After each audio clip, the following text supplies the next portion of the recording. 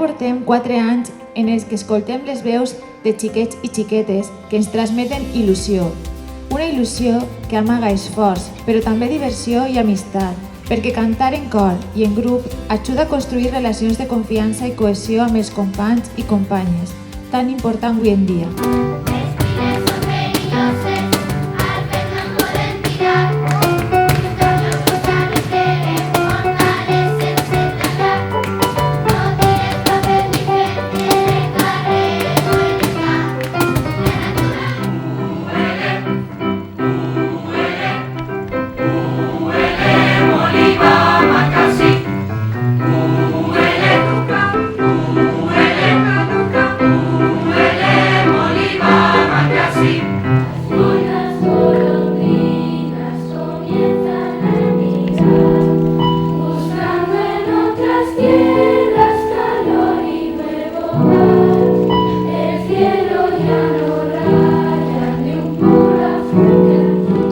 Gracias a los docentes y las docentes por el trabajazo que habéis hecho y a nuestros niños y nuestras niñas por dar voz, precioso, y además esta sesión ha sido súper diversa, lo cual se agradece observar a través de vuestros cantos la diversidad de nuestra ciudad.